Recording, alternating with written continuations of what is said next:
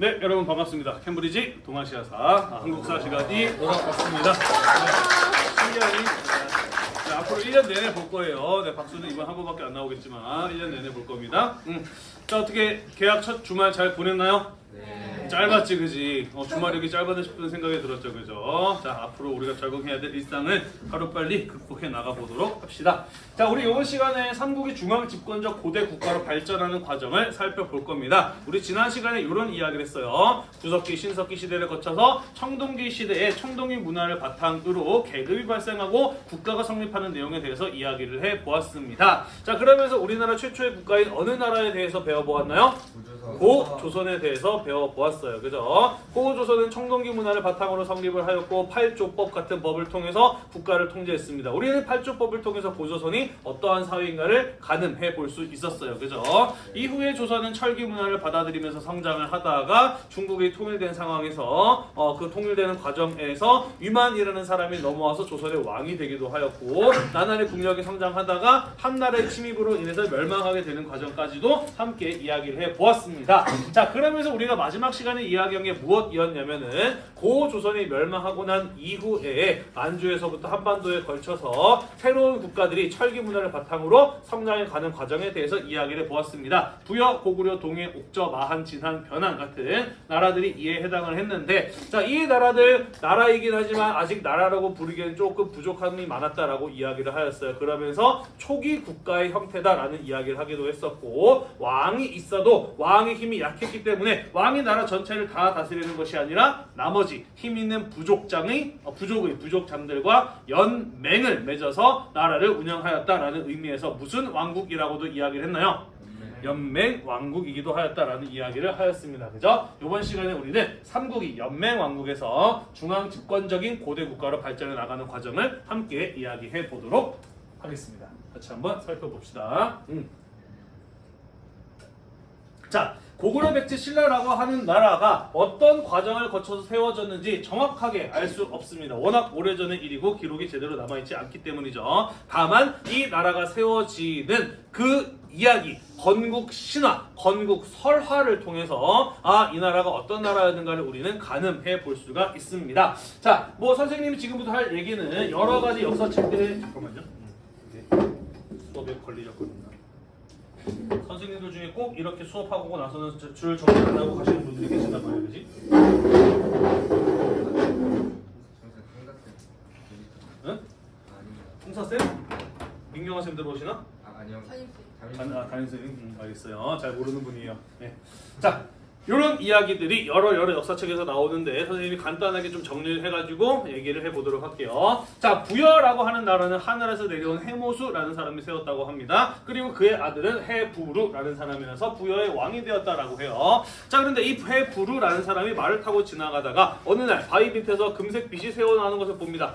무슨 일이지? 바위를 들어보아라 라고 했더니 바위 밑에서 금 두꺼비처럼 생긴 아이가 발견이 되었다라고 해요. 이는 하늘이 나에게 내려준 아들이다 라고 하면서 이후에 그를 자신의 아들로 삼아서 자신의 왕위를 잇도록 하니 그가 바로 금 두꺼비처럼 생긴 왕, 금자에 두꺼비 와자를 쓰는 금와왕이라는 사람이었다라고 합니다. 자, 이 금와왕 역시 말을 타고 지나가다가 강가에서 슬피 울고 있는 여인을 한 명 발견합니다. 당신은 누구고 왜 여기서 혼자 울고 있습니까? 라고 물어보니까 나는 강의 신 하백의 딸 유화라는 사람인데 어느 날 하늘에서 내려온 하늘신의 아들이라는 젊은 청년과 하룻밤 사랑을 나누었는데 덜컥 임신을 하게 되었다. 아버지께서 결혼도 안 한 애가 임신을 하더니 라면서 나를 쫓아내셨다. 그래서 강가에서 이렇게 슬피 울고 있다라는 겁니다. 자, 그래서 그를 불쌍히 여긴 금와왕이 유화라는 부인을 궁전으로 데리고 왔는데 얼마 지나지 않아서 유화 부인이 커다란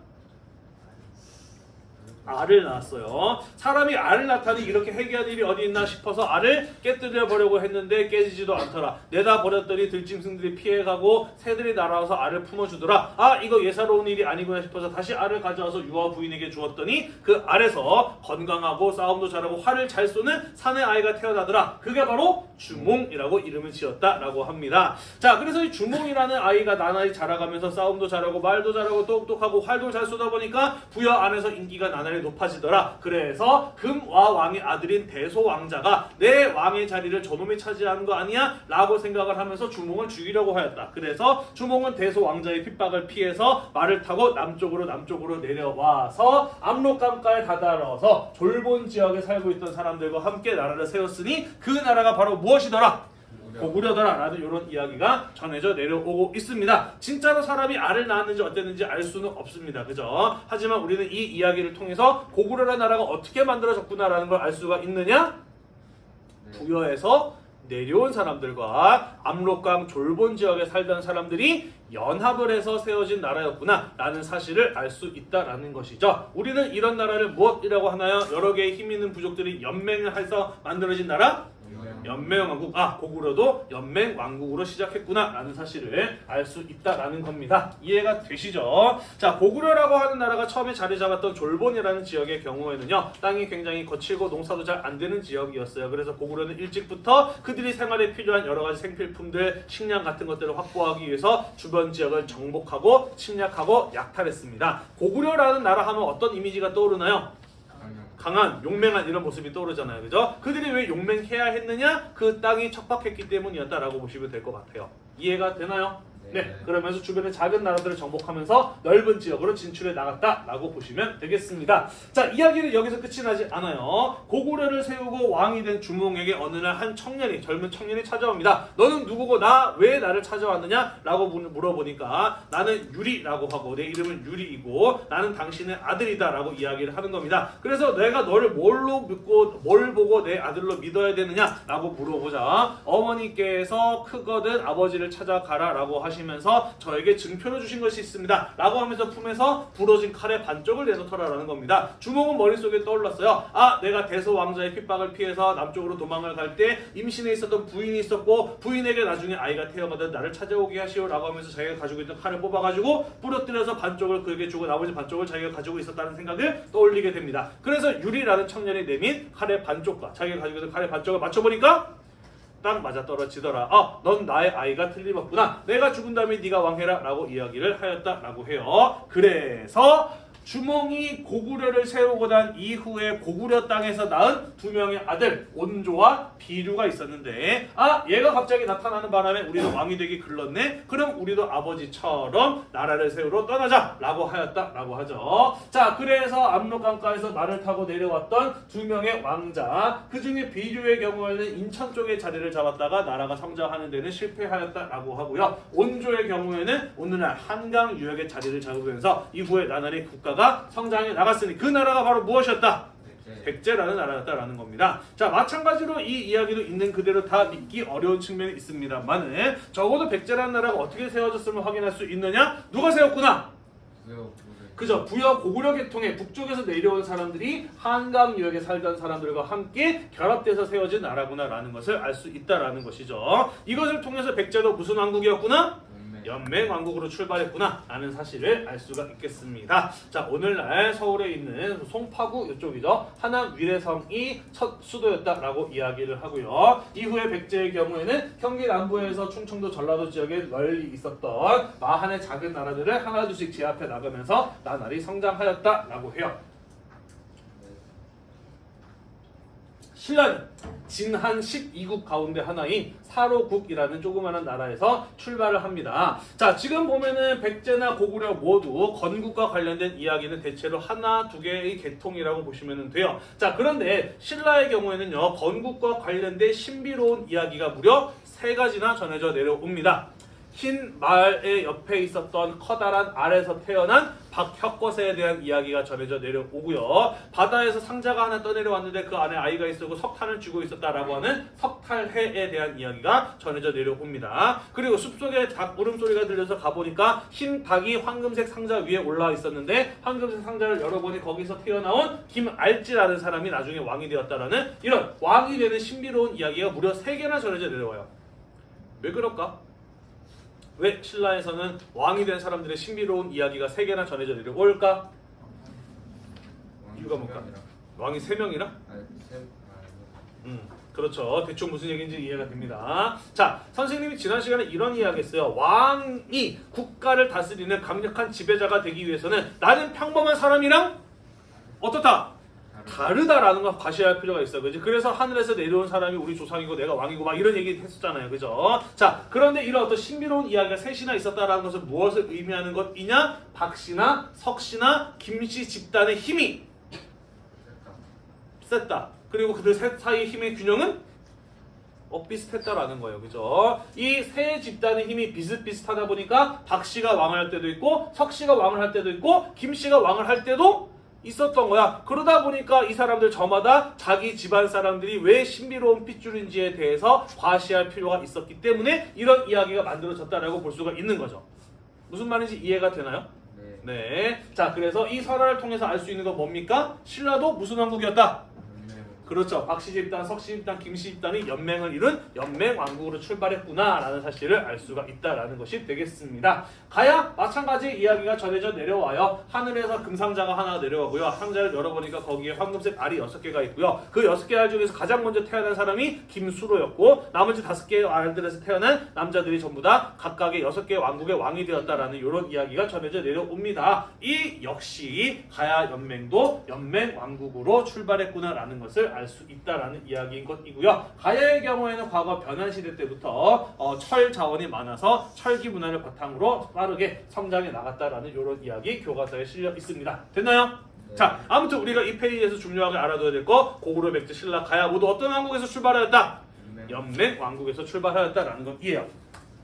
자, 그러면 연맹왕국은 나라의 모습이 어땠는지, 나라가 어떻게 운영되었는지 한번 이야기를 해보도록 하겠습니다. 왕이 있어요. 하지만 왕이 그 나라 전체를 직접 다 다스릴 만한 힘이 없었습니다. 따라서 왕은 어떤 식으로 나라를 지배하였느냐? 자기의 힘이 닿는 지역만 자기가 다스려. 나머지 지역은 각자의 부족장들이 자기 부족을 이끌고 다스리는 상태였다라는 겁니다. 대충 이런 그림의 모습인 거예요. 이해가 되나요? 네. 따라서 왕이 있다고 하더라도 왕은 나라에서 유일무이한 존재가 아니라 여러 부족장들 가운데 하나야. 여러 부족장들 가운데 조금 힘이 세서 부족장의 대표 정도의 역할에 불과한 게 연맹왕국 단계에서의 왕의 존재라는 거예요. 이해되나요? 네. 따라서 나라에 뭔가 크고 중요한 일이 있을 때 왕 혼자서 결정할 수 있을까 없을까? 없어요. 그죠? 다른 부족장들의 의견을 물어보고 다른 부족장들이랑 함께 결정해야 되기 때문에 국가에 중대한 일이 있을 때에는 부족장 회의를 소집을 해서 부족장 회의에서 결정을 하게 되는 게 연맹 왕국의 모습이다라는 것이죠. 예를 들자면 고구려에는 왕 아래 상가, 고추가 등 가라고 불리는 여러 명의 부족장들이 존재했다. 그래서 나라의 중대한 일을 결정하고자 할 때 여러 가들의 회의, 제가회의라고 하는 것을 열어서 결정하였다라고 해요. 이 제가회의의 존재를 통해서 고구려 연맹왕국이었구나라는 것을 우리는 또 확인해 볼 수가 있다라는 겁니다. 이해되나요? 네, 필기가 빡센 사람은 핸드폰으로 사진 찍어놨다가 나중에 한꺼번에 필기하셔도 관계없고요. 아니면 네이버 카페 캠브리지 동아시아사에 오시면은 선생님 수업자료 다 올려놨으니까 다운로드 받아서 보셔도 관계가 없겠습니다. 자, 신라 볼게요. 우리가 아까 이야기했죠, 그죠? 박씨, 석씨, 김씨가 돌아가면서 왕의 자리를 차지했다라고 하는 것은 박씨 집단, 박씨 부족, 김씨 부족, 석씨 부족의 힘이 서로서로 엇비슷했고 그들 간에 연맹된 형태로 국가가 운영되었구나라는 것을 알 수 있는 부분이었다라는 것이죠. 자, 그리고 왕호의 변천을 봅시다. 왕호는 신라에서는 왕을 뭐라고 불렀느냐? 왕을 부르는 호칭을 가지고 왕호라고 이야기를 하는데 신라 왕호의 변천을 보면 이렇게 바뀌어요. 거서가, 차차웅, 이삭은, 마리깐, 왕 이런 식으로 바뀝니다. 자, 각각의 어떤 뜻을 가지고 있느냐? 앞에 3개 보면은요. 거서가는 귀인, 귀하신 분. 차차웅은 무당, 이삭음은 나이 많은 사람 이란 뜻을 가지고 있어요.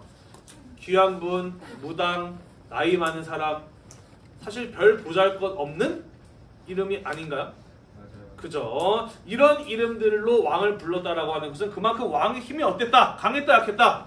그죠? 약했다라는 거예요. 그죠? 그다지 강하지 않은 존재였다라는 것을 알 수가 있다라는 것이죠. 그죠? 자, 그래서 이 역시도 마찬가지로 신라의 왕권이 처음에는 얼마나 약했는가를 보여주는 흔적으로 우리는 확인해 볼 수가 있다라는 것입니다. 됐나요? 네. 자, 그래서 우리는 이런 상태에서 삼국이 출발했다는 사실을 함께 확인해 보았습니다. 자, 그런데 이 나라들이 점차 커져가면서 이제 국경이 맞닿게 돼요. 그러면서 어떤 나라가 더 많은 땅과 자원을 차지할 것인가를 놓고 서로 경쟁하는 상황에 놓이게 됩니다. 그러면서 이 나라가 변신할 필요가 있어지게 되었다라는 것이죠. 예를 들어 봅시다. 자, 10반이랑 피구 경기를 해요. 9반이랑 10반이랑 피구 경기 합니다. 자, 9반의 경우에는 한 명의 반장이 뽑혀 있어요. 그래서 반장이 야, 우리 피구 경기 이겨야 되니까 너는 뭐 하고 너는 뭐 하고 너는 뭐 해? 라고 해서 전략을 딱 짜가지고 피구 경기에 나가요. 그런데 옆반의 경우는 아직 반장이 안 뽑혔어. 그래가지고 야, 이렇게 하자는 애가 있고 야, 저렇게 하자는 애가 있고 또 운동 잘하는 애는 또 이렇게 하자라고 이야기를 해. 그래서 한 명 아웃 될 때마다 모여가지고 야, 우리 어떻게 할까 막 논의하다가 이렇게 하다 저렇게 하다 해가지고 막 자리 배치하고 막 이렇게 해. 자, 그러면 9반이랑 10반이랑 피구 경기하면 누가 이길까? 9반이 이기겠지. 원래 싸움은 조직력 싸움 아니에요? 네. 우리가 얼마나 효과적으로 조직되고 우리 이 많은 사람들이 한꺼번에 효과적으로 움직일 수 있느냐가 승패를 가르는 거 아닙니까? 축구 경기도 그렇잖아. 감독 말을 잘 들으면 선수들이 잘 움직여서 이기고 감독이 선수들 장악 못하면 축구 경기 망하고 그런 거 아니겠어요? 네. 이해가 되시죠? 네. 자, 따라서 이 고구려, 백제, 신라, 가야 같은 나라들이 다른 국가와의 경쟁에서 승리하려면은 이런 연맹 왕국 같은 상태는 쉽다 어렵다? 어렵다라는 거예요. 그죠? 왕이 강력한 힘을 가지고 나라 전체를 효과적으로 지배하면서 나라 전체의 국민들을 움직일 수 있는 조직력을 갖추어야 다른 국가와의 경쟁에서 승리할 수가 있다라는 것이죠. 이해가 되시죠? 네. 우리는 그렇게 되는 작업, 그렇게 진행되는 과정을 가지고 무엇이라고 이야기를 하느냐? 중앙 집권화라고 이야기를 해요. 국가의 권력을 하나로 모으는 작업. 다른 말로는 왕권 강화라고도 하는 겁니다. 이해가 되시나요? 네.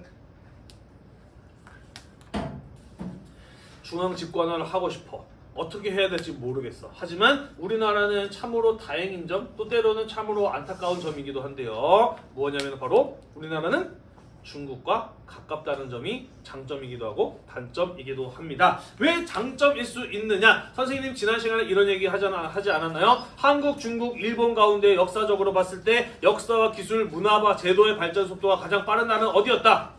중국이었다라고 이야기를 했어요. 그죠? 따라서 한반도 만주의 국가들은 중앙 집권화를 이루고자 하였을 때 중국이 먼저 그걸 했기 때문에 중국의 한 방법을 보고 배울 수 있었다라는 거예요. 우리는 그런 걸 가지고 앞서 나간 문화와 기술을 받아들인다. 선진 문물의 수용이라고 하는 겁니다. 이해가 되시죠? 자, 그래서 중국에서 황제를 중심으로 나라가 중앙 집권적인 나라로 발전시킬 수 있었던 법과 제도를 받아들였어요. 중앙 집권적인 법과 제도, 우리는 그것을 가지고 율령이라고 이야기를 하고요. 그 법과 제도를 널리 알리고 시행하는 것을 가지고 반포라고 이야기를 합니다. 중앙 집권적인 법과 제도를 시행하는 거 율령 반포예요. 율령 반포를 통해서 중앙 집권적인 통치 제도를 마련해 나갈 수 있었다라는 겁니다. 뒤에서 이야기하겠습니다만은 법과 제도가 있으면 그것을 뒷받침해 줄 수 있는 사상, 종교가 필요해요. 그래서 중국으로부터 불교라는 종교를 받아들인 겁니다. 나아가서 법과 제도가 있으면 그것을 이해하고 운영할 줄 아는 인재들이 필요해. 그래서 유교를 받아들여서 유교 교육을 통해서 법과 제도를 운영해 나갈 수 있는 인재들을 길러내는 이런 작업 같은 것들이 이루어지게 되는 것이죠. 말이 좀 어렵지만 대충 이해가 되죠? 네, 재미는 없지만 우리 이 부분을 꼭 알고 가야 됩니다. 이 부분이 이해가 안 되면 그 다음에 나온 내용들이 무슨 말인지 이해가 안 되기 때문이에요. 자, 밑밥을 좀 길게 깔고 있습니다. 관등제, 관등이라는 관리의 벼슬의 등급을 관등이라고 해요. 그것을 제도로 만든 게 관등제죠. 자, 왕과 부족장, 사실 내가 왕이긴 하지만 부족장 가운데 하나에 불과합니다. 부족장이 내 말 잘 들을까 안 들을까? 안 듣겠죠, 그죠? 그러니까 중앙 집권하게 되려면은 나는 너네랑 다르고 내 밑으로 사람들을 줄 세울 수가 있어야 됩니다. 그죠? 자, 그래서 왕 아래 신하들의 등급을 나누는 제도를 만들고 그 등급의 제도에 맞게 부족장들을 끼워 넣은 겁니다. 이해가 되나요? 네. 그래서 왕 아래 넘버 1, 넘버 2, 넘버 3, 넘버 4 이런 식으로 신하들 등급을 나누어서 지배하게 되었다라는 겁니다. 다만 부족장들을 중앙의 귀족으로 받아들여 특권을 가진 사람들로 받아들인다는 소리예요. 왜 그럴까? 부족장들을 그냥 일반 백성들로 만들어버리면 안 돼? 왜 특권을 가진 귀족으로 받아들이지? 그렇지, 얘네들은 꽤나 힘이 세요. 왕보단 약하지만 좀 힘이 있는 사람들이야, 그지? 따라서 그냥 그들이 가지고 있는 모든 특권을 부정할 수는 없어요. 어느 정도 타협을 해야지, 그지? 그래서 그 사람들이 특권을 가지고 있는 귀족으로 받아들이는 이런 모습을 보이게 된다라는 것입니다. 연맹왕국 때는 왕이 나라의 모든 땅을 직접 다스릴 수 없었어요. 하지만 이제 직접 다스릴 수 있어야 되기 때문에 부족장이 아니라 나의 신하를 너 거기 가서 그 땅 다스려 라고 임명하고 보낼 필요가 있어졌습니다. 우리는 그런 걸 가지고 지방관의 파견이라고 이야기를 해요. 지방관을 보내려면은 오늘날처럼 도지사, 시장, 군수 이런 걸 임명하려면 도가 있어야 되고 시, 군의 구분이 있어야 될 거 아니에요. 그죠? 그래서 전국을 도, 시, 군, 구, 동 뭐 이런 식으로 나눈 걸 가지고 행정구역의 판제라고 합니다. 네, 그래서 전국을 몇 개의 단위로 나누고 그 각각의 땅에 나를 대신해서 그 땅을 다스릴 사람들을 보내는 거를 가지고 지방 통치 체제의 정비라고 이야기를 하는 거예요. 대충 무슨 말인지 이해가 되죠? 네, 그래서 이러한 과정들을 거침으로써 고구려 백제 신라는 왕을 중심으로 하는 확고한 위계 질서를 만들어낼 수 있었다. 더 이상 부족장은 왕과 어깨를 나란히 하는 사람들이 아니라 왕의 신하로서 귀족으로서 살아가게 되었다라는 것이고요. 여전히 이들은 어느 정도 힘이 있기 때문에 과거 부족장 회의는 귀족 회의가 되면서 귀족 회의를 통해서 중요한 결정 사항들을 결정하긴 하지만 부족장 회의와 귀족 회의는 엄연히 다릅니다. 부족장 회의는 왕도 그 중에 하나로 참가를 해서 국가 중대사를 결정하는 일이었다라고 한다면 귀족회의는 거기서 자기들에게 뭔가 결정을 한다고 하더라도 왕이 오케이 그렇게 해 라고 하지 않으면 실행될 수 없는 한계를 가지고 있었다라는 것이에요. 왕이 국가 권력의 정점에 오르는 모습을 함께 볼 수가 있는 겁니다. 됐나요? 네. 애당초 이러한 중앙 집권화를 왜 했지? 애당초 왕권을 왜 강화했지? 그렇죠. 이제 여기저기 넓어지면서 다른 나라랑 경쟁하고 전쟁을 하려면은 중앙 집권화를 이룰 필요가 있었기 때문에 한 거 아닙니까? 그죠? 따라서 이러한 중앙 집권화를 이뤄내면 그 다음에 뭘 하겠어요? 정복 전쟁을 하게 되는 거죠. 다른 나라랑 싸우게 되는 거죠. 그죠? 앞으로 보겠습니다만은 고구려 백제 신라가 차지하기 위해서 가장 치열하게 경쟁을 벌였던 지역이 어디냐면 바로 한강 유역, 오늘날 서울 지역이다라는 것이죠. 왜 한강 유역을 그토록 차지하고 싶어 했느냐? 이유는 한 세 가지 정도가 있습니다. 첫 번째, 여기는 큰 강이 있고 넓은 평야가 있어요. 뭐 하기 좋을까요? 농사 짓기 좋아요. 경제적인 이유입니다. 두 번째, 한강은 강줄기가 길고요. 여러 개의 강들과 연결이 됩니다. 그래서 교통이 편리해요. 여기는 교역도 교역이지만 군사적으로도 대단히 중요한 지역이라고 볼 수가 있습니다. 세 번째, 한강을 타고 가면은 서해 바다로 나가서 어디로 갈 수가 있어요? 중국으로 갈 수 있어요. 중국과 외교를 통해서 중국의 선진 문물을 받아들이는 데 대단히 필요한 땅이었기 때문에 고구려 백제 신라 모두 한강 유역을 장악하기 위해서 치열하게 경쟁을 하는 모습을 보일 수가 있다는 겁니다. 됐나요? 네, 그러면 이러한 중앙 집권화의 과정과 한강을 차지하기 위한 경쟁이 어떻게 전개되는지 구체적으로 시기별로 하나씩 이야기를 해보도록 합시다. 넘길게요. 뒷페이지로. 자, 선생님이 중앙 집권화 과정을 정리한 페이지를 잠깐 넣어놨습니다. 나중에 공부하시다가 누가 언제 뭘 했는지 헷갈릴 때 이 표를 보시면은 선생님이 지금까지 했던 이야기 간단하게 정리가 되어 있어요. 나중에 공부하실 때 참고하시기를 바라겠습니다. 일단 넘어갈게요. 네, 요거 안 쓰셔도 돼요. 게로브 절로브. 자, 봅시다. 먼저 백제부터 이야기해 보도록 할게요. 우리 아까 배웠습니다. 백제는 처음에 어디에서 세워진 나라였다라고 이야기를 했나요? 한강 유역에서 세워진 나라였다라고 이야기를 했어요. 그래서 고구려 백제 신라 가운데 가장 먼저 한강 유역을 차지한 것은 백제였다라고 보시면 되겠습니다. 3세기 고위왕 때에 한강 유역을 장악을 합니다. 자, 그러면서 중국과 교류를 하면서 중국의 선진 문물, 율령 같은 것들을 받아들이고 반포하는 모습을 보이게 되죠. 그래서 고구려 백제 신라 가운데 가장 먼저 중국의 중앙 집권 체제를 받아들여서 확립한 나라가 바로 백제라고 볼 수가 있는 겁니다. 율령을 반포하고요. 관등 체계를 마련하는 등의 중앙 집권화를 이뤄내게 됩니다. 자, 그래서 왕을 정점으로 하는 중앙 집권적인 국가의 시스템을 갖추었기 때문에 그 조직력을 가지고 뭘 하겠어? 전쟁을 해서 영토를 넓히겠죠. 그죠? 고위왕 때 백제가 중앙 집권화를 이루어낼 수 있었기 때문에 그 뒤에 등장하는 근초고왕 때 백제는 활발한 정복 활동을 통해서 영토를 빠르게 넓혀 나갈 수 있었다라는 것이에요. 근초고왕 때 백제는 한반도 남부로 진출을 해서 마한 지역들을 전부 다 백제의 지배 영역에 넣기도 하고요. 북쪽으로는 비록 평양을 차지하지는 못했습니다만은 고구려가 가지고 있었던 평양을 공격을 하면서 고구려를 위기에 몰아넣는 모습을 보이기도 합니다. 한편 여러분은 중학교 때 위진 남북조 시대 뭐 이런 거 들어봤나요? 네, 한 번쯤 들어봤죠, 그죠? 당시 중국은 위진 남북조 시대였는데 그 가운데 중국 남부에 있었던 동진과 교류하면서 선진 문물을 받아들이고 나아가서 일본도 자기 편으로 만들기 위해서 활발하게 교류를 하는 모습을 보이게 됩니다. 뒤에서 배우겠습니다만은 백제가 멸망했을 때 일본은 백제를 되살리기 위해서 온 힘을 다해서 도와주는 모습을 보여요. 나중에 최근의 일입니다만은 일본 천황이 이런 말을 하기도 해요. 우리 천황 가문에는 백제인의 피가 흐른다라는 이런 말을 한 적도 있기도 합니다. 아마도 백제와 일본의 경우에는 왕족 간의 결혼을 통해서 아마 끈끈한 동맹 관계를 맺고 오랫동안 유지하였던 것으로 보여요. 뒤에서 다시 한번 이야기를 할 날이 있을 겁니다. 자, 그래서 4세기의 백제는 빠른 속도로 성장하는 모습을 보여주었다라는 것이죠. 자, 이런 일이 벌어지고 있을 때 고구려는 어떤 일들이 벌어지고 있었느냐? 자, 졸리죠. 조금만 더 힘을 내보도록 합시다. 오늘 할 얘기 좀 많아요. 요거 지나가고 나면 조금 여유가 생길 수도 있습니다. 자, 1세기 태조왕 때 옥저를 정복을 하면서 영토를 넓히기도 하고요. 중국 쪽으로는 압록강 지역까지 압록강을 넘어서 요동 지역까지 진출하려는 팽창의 모습을 보여줍니다. 특히 미천왕 때 오게 되면은 낙랑군을 몰아내게 돼요. 낙랑군이라는 게 뭐냐면은 한 나라가 고조선을 멸망시키고 난 이후에 4개의 땅으로 나누어서 각각의 군을 두어서 지배를 합니다. 낙랑, 진번, 임둔, 현토군이라고 하는 4개의 군인데 나머지 3개의 군은 토착민의 저항에 부닥쳐서 일찍 없어집니다만은 끝까지 살아남아 있었던 중국의 지방 정권이 있었으니 그게 바로 평양 지역에 있었던 것으로 추정되는 낙랑군이라고 하는 것이에요. 자, 그래서 미천왕 때 고구려가 낙랑군을 몰아냈다라는 건 뭘 의미하는 거냐면 고구려가 평양이라고 하는 중요한 지역을 차지하게 되었다라는 의미로 보시면 되겠습니다. 대충 이해가 되나요?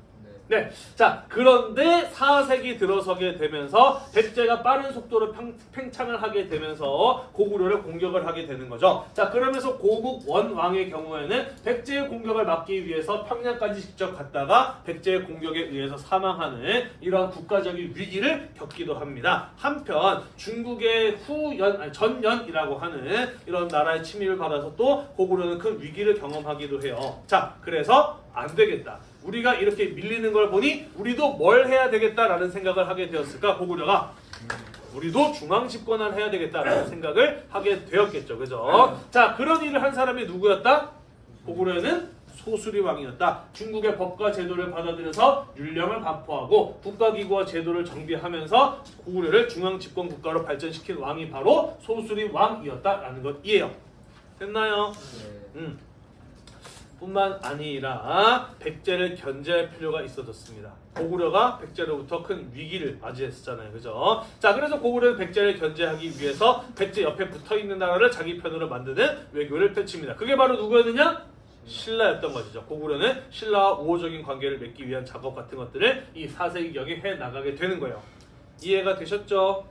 네. 자, 이런 일이 벌어지고 있는 동안 신라는 아직 그다지 발전을 못한 상태였습니다. 이제 겨우 친한의 작은 나라들을 자기 나라로 복속시키는 정복해 나가는 이런 작업들을 하고 있었고요. 가야의 경우에는 처음에는 금관가야가 3세기경부터 여러 가야 연맹들 가운데 가장 강력한 국가였다. 가야 연맹을 주도하는 나라였다라는 이런 설명이 교과서에 나와 있습니다. 넘어가도 될까요?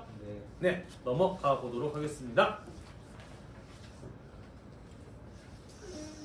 자, 우리 아까 백제에서 봤죠, 그죠? 고이왕이 중앙집권화를 이뤄냈기 때문에 소수리왕이 활발한 정복 활동을 할 수 있었잖아요, 그죠? 자, 마찬가지로 고구려도 4세기에 소수리왕이 중앙집권화를 이루어냈기 때문에 4세기 후반 5세기에 광개토대왕 같은 사람이 활발한 정복 활동을 할 수가 있어진 겁니다. 이해가 되시죠? 네. 자, 소수리왕의 중앙 집권화가 있었기 때문에 고구려도 마찬가지로 광개토 대왕의 활발한 팽창 같은 것들이 가능했다라는 것이에요. 자, 고구려의 광개토 대왕의 경우에는 백제의 공격으로 인해서 사망한 고국 원왕의 손자입니다. 자, 그러면서 광개토 대왕의 경우에는 백제를 공격을 하면서 할아버지의 복수를 하는 모습을 보여주게 되죠. 자, 그러면서 백제를 공격하면서 한강 이북 지역까지 차지해 나가는 이러한 모습을 보이게 됩니다. 자, 그러다가 이쪽에 나와 있는 후연이라고 하는 나라가 고구려를 공격하면서 광개토 대왕은 다시 말의 머리를 북쪽으로 돌려서 북쪽 지역을 활발하게 정복하는 정복 활동을 하게 됩니다. 자, 그러면서 광개토 대왕 때 요렇게 만주 지방에 걸친 거대한 고구려의 영토를 확보하는 것이 이 광개토 대왕 때 이루어지기도 하죠. 일단 여기까지 됐나요? 네. 소수림 왕이 중앙 집권화를 이뤄냈기 때문에 광개토 대왕이 남쪽으로 북쪽으로 고구려의 영토를 널리 넓힐 수 있었다라는 소리가 되겠습니다. 이해가 되시죠? 자, 그런데 광개토 대왕 때 어떤 일이 있었느냐? 고구려가 신라에 침입한 왜를 물리친 경험이 있습니다. 일이 있었어요. 우리 교과서는 불친절해서 왜 이런 일이 있었는지에 대해서 설명이 없습니다. 교과서만 보면 왜 그런지 이해가 잘 안 돼요. 그래서 선생님이 굳이 친절하게 이야기를 해주자면 이런 겁니다. 자, 아까 우리가 이야기를 했습니다. 고구려는 백제를 견제하기 위해서 누구랑 친하게 지내려고 노력하였다? 신라랑 친하게 지내기 위해서 노력하였다라고 이야기를 했어요. 자, 그래서 광개토 대왕 때 고구려가 백제를 맹렬하게 공격을 하니까 백제도 안 되겠다. 고구려를 막기 위해서는 우리도 동맹이 더 많이 필요하겠다라고 생각을 하게 되는 겁니다. 그래서 백제는 가야랑 왜랑 동맹을 맺게 되는 것이에요. 나아가서 지금 우리나라 바로 옆에 고구려 편이 붙어 있다 보니까 불안해. 그게 바로 누구야? 신라인 거야. 그죠? 그래서 고구려 세니까 일단은 신라 먼저 제압을 해야 되겠다라고 생각을 하게 되는 것이고, 백제랑 끈끈한 동맹 관계가 있는 일본이 왜가 신라를 공격하게 되는 것이에요. 이해가 되시죠? 네. 그래서 신라는 갑작스러운 외의 침입으로 인해서 큰 국가적인 위기를 맞게 됩니다. 자, 그래서 신라는 자기랑 친하게 지냈던 누구한테 도와달라고 하는 거예요? 고구려한테 도와달라고 하는 것이고, 그래서 광개토 대왕이 신라에 침입한 왜를 격퇴하기 위해서 직접 여기까지 내려오게 되는 거예요. 경주까지 오게 되는 겁니다. 네, 됐죠? 자, 그래서 광개토 대왕에 의해서 패한 왜는 어디로 도망을 가느냐? 그랑 동맹을 맺고 있었던 가야로 도망을 가게 되는 거고, 광개토 대왕은 왜군을 쫓아서 가야까지 공격을 하게 돼요. 그러면서 가야 연맹을 주도하고 있었던 금관 가야가 고구려의 공격을 받게 되면서 나라가 쑥대밭이 됩니다. 거의 멸망에 가까운 수준의 피해를 입게 돼요. 이해되시나요? 네. 그래서 지금까지 가야 연맹은 금관 가야가 주도해 오고 있었는데, 광개토 대왕의 공격을 받아서 더 이상 연맹을 주도할 만한 힘을 갖지 못하게 되는 것이죠. 그래서 이후에 누가 주도하게 되는 거예요? 대가야가 가야 연맹을 주도하게 되는 것으로 바뀌게 되는 겁니다. 이해가 되시나요? 이거 55분에 끝나는 거 맞나요? 네. 자, 그래서 그 뒤에 광개토 대왕의 뒤를 이어서 누가 왕위에 오르냐면 그의 아들인 장수왕이 왕위에 오르게 되고요. 장수왕은 영토를 남쪽으로 넓히려는 남진 정책을 추진하게 되죠. 자, 그러면서 수도를 국내성에서 좀 더 넓고 경제적으로 외교적으로 유리한 평양으로 수도를 옮기게 되는 것이고요. 계속해서 남진 정책을 추진하면서 백제를 공격하여 원래 백제가 가지고 있었던 백제의 수도이기도 했던 한강 유역을 고구려가 장악하게 되는 것이고요. 이런 고구려의 공격에 밀려서 백제는 수도를 한성에서 웅진으로 옮기는 일이 4세기 후반 5세기에 일어나게 되었다라는 것입니다. 되었나요? 네, 장수왕의 공격에 의해서 백제는 수도를 웅진으로 천도하게 되었다. 자, 그래서 백제는 더 이상 안 되겠어. 이 고구려를 막으려면 내 편이 더 많아야 되겠다라고 생각을 합니다. 그래서 누구랑 동맹을 맺는 것을 추진하게 되느냐? 신라랑 동맹을 맺는 것을 추진하게 돼요. 아까 신라 누구 편이었어? 고구려 편이었어. 그런데 왜 백제는 신라를 자기 편으로 만들려고 하고 신라는 또 백제의 동맹 제안을 받아들여서 백제랑 동맹을 맺게 될까? 이렇게 보시면 되겠습니다.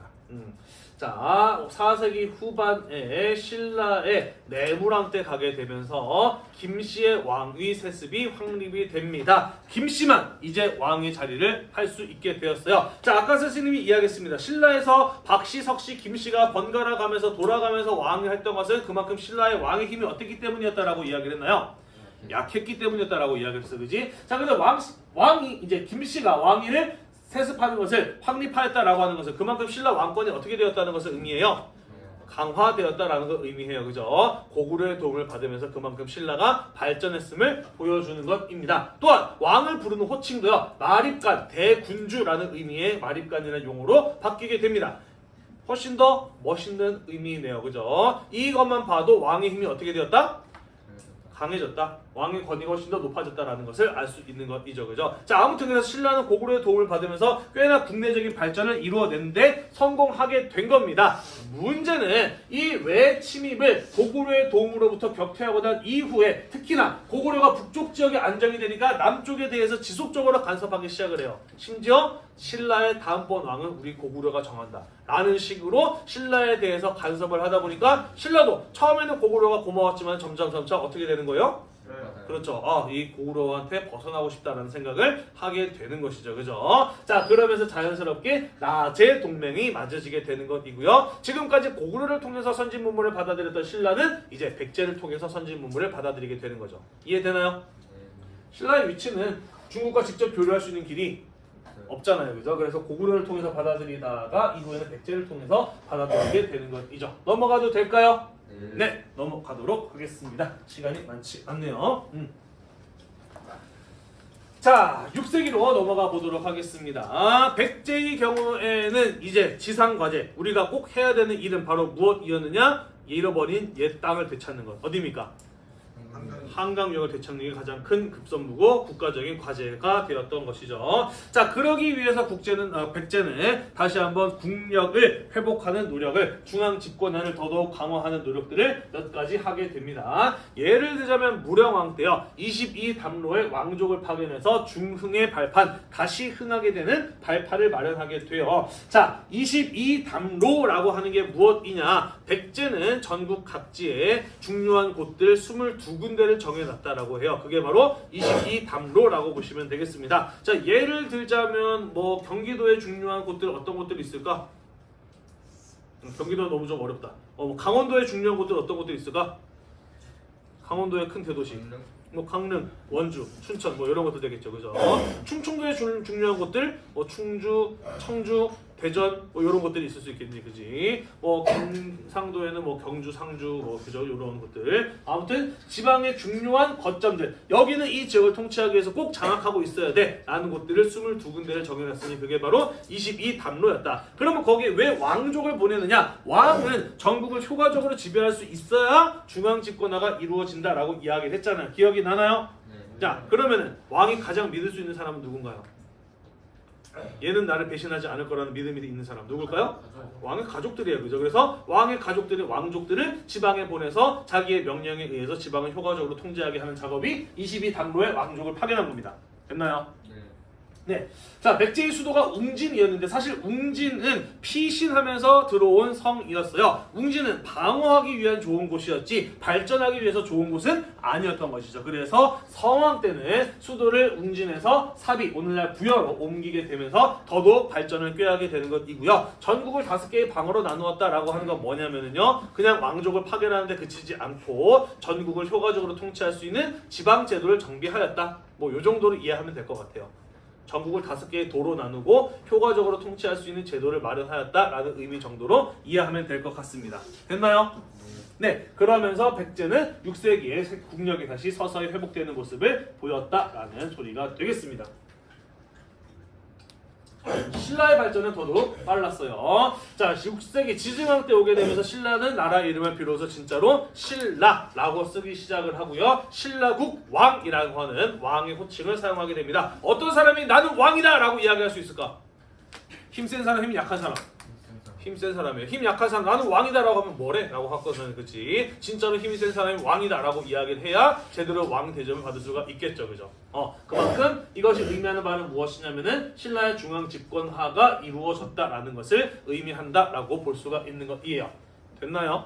네. 자, 그리고 이후에 신라는 법흥왕 때 오게 되면서 본격적인 중앙 집권화가 상당히 빠른 속도로 이루어지게 되어 병부라고 하는 걸 설치해서 왕이 직접 군대를 장악하고 운영할 수 있게 되었고요. 상대등이란 자리를 마련하면서 신라의 귀족에 통제할 수 있는 자리를 마련을 하기도 합니다. 율령을 반포하고요. 공복, 관리들이 입는 옷을 정했다라는 거 전부 다 법과 제도를 만들고 신하들을 왕 아래에 효과적으로 통제할 수 있는 등급제를 나누었다 정도의 의미라고 보시면 될 것 같습니다. 아무튼 말은 좀 복잡합니다만은 이런 것들 전부 다 뭐다? 신라가 무엇하는 과정이다? 중앙 집권화가 이루어지는 과정이다라고 보시면 될 것 같아요. 뿐만 아니라 뒤에서 배우겠습니다만은 불교를 공인하는 등 법적으로나 제도적으로나 사상적으로나 종교적으로나 이 법흥왕 때 신라는 상당히 빠른 속도의 중앙 집권화를 이뤄내게 된다라는 것이에요. 중앙 집권화를 이뤄냈기 때문에 그 다음에는 신라는 무엇 할 수 있었을까? 빠른 정복 활동이 가능해졌겠죠. 그죠? 자, 그래서 법흥왕 때 힘이 약해진 금관가야를 자기 땅으로 만드는 데 성공을 하게 되었고요. 진흥왕 때 빠른 속도의 영토 확장 같은 것들이 이루어질 수 있었다라는 것입니다. 진흥왕 때요, 청소년 단체인 화랑도를 국가 인재를 양성하기 위한 조직으로 개편하기도 하고요. 신라가 한강 유역을 장악하기도 합니다. 나제 동맹의 힘을 이용해서 고구려를 공격을 해요. 자, 그러면서 고구려가 가지고 있었던 한강 유역을 나제 동맹이 뺐는데 성공을 합니다. 자, 그리고 원래는 백제는 한강 하류를 그리고 신라는 한강 상류를 나누어 먹으려고 했던 것 같아요. 그런데 이때 당시에 백제의 힘이 충분하지 못했고 고구려가 백제가 가지고 있었던 한강 하류를 공격하자 백제는 물러나게 되고요. 신라는 나제 동맹이니까 그걸 막기 위해서 한강 하류 지역에 가서 고구려군을 물리칩니다. 그러면서 의도했는지 의도하지 않았는지 모르겠지만 나제 동맹을 통해서 한강 유역을 백제랑 신라가 사이좋게 나눠 먹는 게 아니라 신라가 처음부터 끝까지 한강 유역을 독차지하게 되었다라는 것이에요. 이해가 되시나요? 네, 한강 유역 왜 중요하다 그랬죠? 경제적으로, 군사적으로, 외교적으로 중요하다라고 이야기를 했어요. 진흥왕 때 신라가 한강 유역을 장악하게 되면서 더더욱 그 힘이 강해지게 되는 것이고 이후에 대가야도 자기 땅으로 만들어 버리고 고구려를 공격해서 함경도 지역까지 진출하기도 하는 이러한 발전의 모습을 보이기도 하였다라는 것입니다. 되었나요? 네, 그러면서 곳곳에 신라의 영토 확장을 기념하기 위한 여러 비석 같은 것들을 세우기도 하였다라는 것이죠. 다만 백제의 꿈은 뭡니까? 백제의 목표는 뭐예요? 한강 유역을 되찾는 거예요. 그죠? 근데 한강 유역이 누구 땅이 돼버렸어요? 신라 땅이 돼버렸네요. 그죠? 그렇기 때문에 이제 백제의 공격 목표는 뭐가 됐습니까? 신라가 되는 거죠. 그죠? 나제 동맹은 깨지게 되는 것이고 이후에 6세기 후반 7세기로 가게 되면은 백제와 신라 사이에 치열한 전투가 벌어지는 모습들을 우리는 볼 수가 있을 겁니다. 이런 걸 보면은 국제관계에 영원한 친구, 영원한 적도 없는 거예요. 그죠? 자기 나라 상황이 어떻게 처해냐에 따라서 동맹이었다가 적이었다가를 무수히 반복하는 모습들을 앞으로도 더 많이 보게 될 겁니다. 됐나요? 예, 이러는 동안 가야 같은 나라는 강대국 사이의 틈바구니에 껴서 중앙 집권 국가로 발전하지 못하고 결국 신라에 흡수되어서 사라져버리고 말았다라는 소리가 되겠습니다. 되었나요? 네, 자 우리 이렇게 해서 연맹왕국으로 출발했던 고구려 백제 신라가 어떻게 중앙 집권화를 이루어냈으며 그들 사이에 어떠한 경쟁과 갈등이 있었는지 그러면서 어떻게 발전을 이뤄냈는지 쭉 한번 살펴보았습니다. 한국사 배움책 4페이지를 펴셔서 빈칸의 내용을 같이 한번 채워보도록 할게요.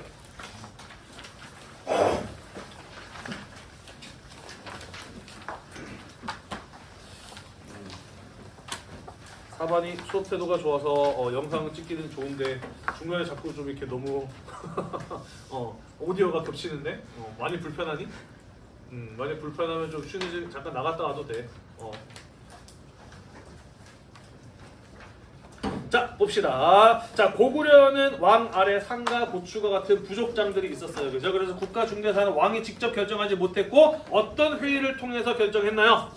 제가회의라고 하는 부족장 회의를 통해서 결정해야만 했다라고 이야기를 하였습니다. 블라블라블라 쭉 내려갈게요. 나중에 한번 정리할 때 읽어보세요. 자 가야 보도록 합시다. 원래 가야는 금관가야가 주도하고 있었는데 신라에 침입한 외를 격퇴하는 과정에서 고구려의 공격을 받게 되면서 금관가야가 쇠퇴하게 되고요. 5세기 후반 가게 되면은 누가 연맹을 주도하게 되나요? 대가야가 연맹을 주도하게 되었다라는 거 이야기를 하였습니다. 쭉 내려올게요. 동그라미 3번으로 가겠습니다. 자 고구려는 태조왕 때 옥조를 정복하고 랴오뚱 진출을 시도하였고 미천왕 때 낙랑군을 쫓아냈고 그리고 위기의 상황에서 소수림왕이 중앙 집권화를 이뤄내면서 무슨 왕 때 영토 확장이 가능해졌다? 광개토 대왕 때 빠른 속도의 영토 확장이 가능했다라고 이야기를 하였습니다. 그의 아들은 누구였나요? 장수왕이었어요. 장수왕 때 평양으로 수도를 옮기고 한강 유역을 장악하였다라는 이야기를 하였습니다. 내려갈게요. 신라 볼게요. 신라의 경우에는 내무왕 때 김씨의 왕위 세습을 확립하였고 마림간의 칭호를 사용하였고 지증왕 때 신라국호와 국왕칭호를 사용하였고 법풍왕 때 빠른 중앙 집권화를 통해서 어디를 자기 땅으로 만들었나요? 법풍왕 때 정복한 땅 가야 중에 어느 가야? 금관가야였죠. 법풍왕 때 복속한 땅은 금관가야였습니다. 자, 그 다음 밑에 내려가서 백제 볼게요. 백제는 무령왕 때 지방 곳곳에 왕족을 보냈습니다. 백제는 전국의 주요 거점에 몇 개를 두었다라고 이야기를 했었나요?